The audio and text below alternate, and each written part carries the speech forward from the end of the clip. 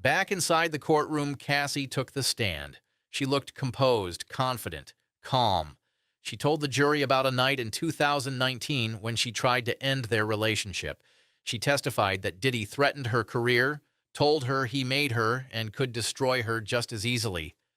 Then she spoke about the party in the Hamptons, how he locked her in a bedroom for 2 days after he saw her talking to another music executive. Diddy's face twisted. He stood up so fast his chair tipped over. "That's not what happened," he shouted. His lawyer scrambled to pull him back down, whispering urgently in his ear. The judge slammed her gavel, warning Diddy that any further outbursts would lead to contempt charges. The prosecution introduced a new piece of evidence, Item 47B. Diddy's defense team immediately objected. They hadn't seen it during discovery, but the judge overruled. The screens lit up. Security camera footage played, dated April 2018.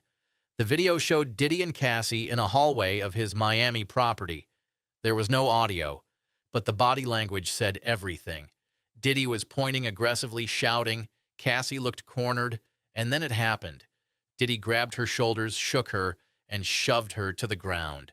Legal experts say his breakdown may have doomed the case. Jurors don't just listen, they watch. And what they saw was a man claiming innocence while losing control under pressure. A man who said none of it happened, while footage showed otherwise.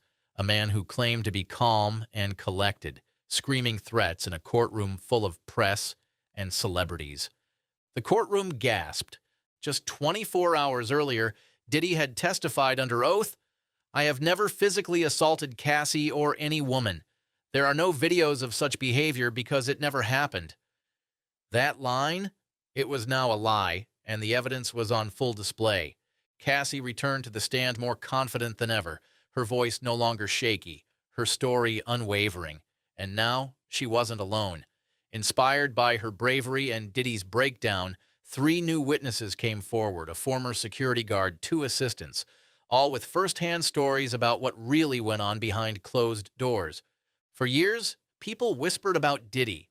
There were rumors of shady business deals, abusive behavior behind closed doors, and parties that industry insiders refused to talk about. But none of it stuck. Why? Because Diddy didn't just control music, he controlled perception. Then it happened. The courtroom doors opened.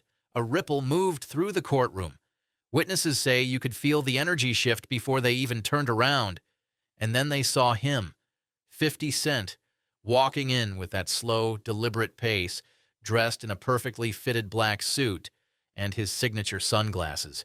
He didn't say a word. He didn't need to. Behind the scenes, the consequences were piling up. Diddy's media company lost major sponsors. His liquor brand deals were paused. His talent agency put his representation under review. Industry analysts estimated he could lose over $200 million in deals, regardless of the trial outcome. 50 and Diddy's rivalry spans nearly 2 decades. It's one of the music industry's most infamous feuds, filled with jabs, accusations, and buried secrets. 50 had never shied away from calling Diddy out, even publicly questioning Diddy's involvement in Biggie's death and mocking his sexuality in interviews and online posts. But this move wasn't just petty beef, it was a power play. And while Diddy struggled, 50 Cent kept applying pressure. 7 more social media posts in the next 48 hours, each more direct, each more brutal. One showed a split screen, Diddy in court next to the surveillance footage, with the caption, "Actions speak louder than lawyers." It gained millions of views. One message was clear: 50 wasn't done. He ruled the music industry for more than 3 decades, untouchable, unchallenged, always 3 steps ahead. Sean Diddy Combs wasn't just a mogul, he was the architect of an empire. Cassie, once silent, now held the floor. The power dynamic had officially shifted. Diddy, once the intimidating figure, was now the one being controlled by court officers. The defense's original strategy, to portray Diddy as a reasonable, misunderstood businessman, was now impossible. So they changed course. Overnight, they began recasting him as emotional, passionate, flawed, but not dangerous. The impact was immediate. Within 24 hours, 3 new witnesses came forward.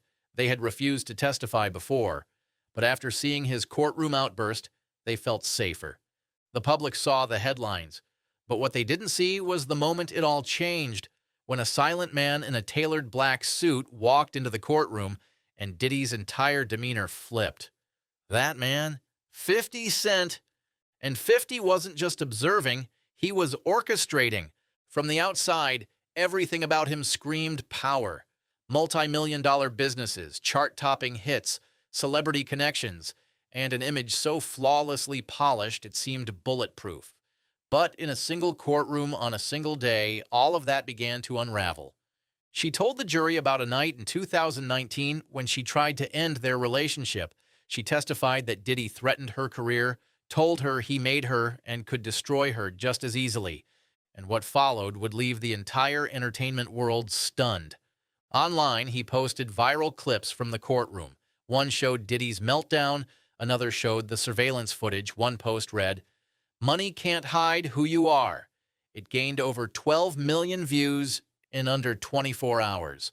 The silence around him wasn't just breaking, it was collapsing. Cassie, once afraid to speak, was now surrounded by support. Lady Gaga sent her flowers with a handwritten note. "I believe you." Cardi B went live saying, "We need to stop protecting abusers just because they're powerful."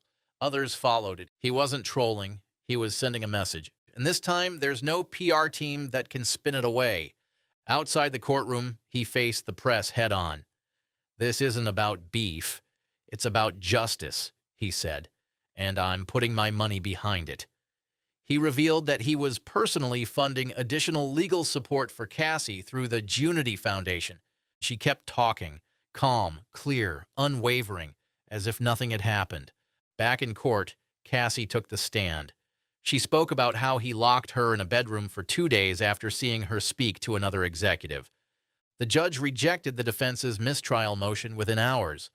"Mr. Combs's behavior is his responsibility," she ruled. "The industry is watching, so is the world."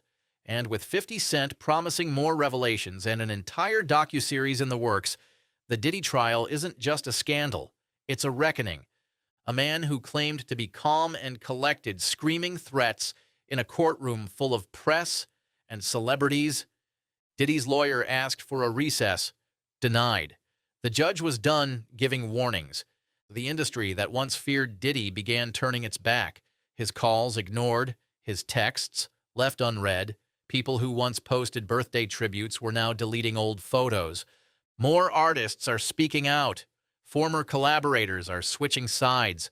And the culture of silence that protected powerful men for decades, crumbling, one post at a time.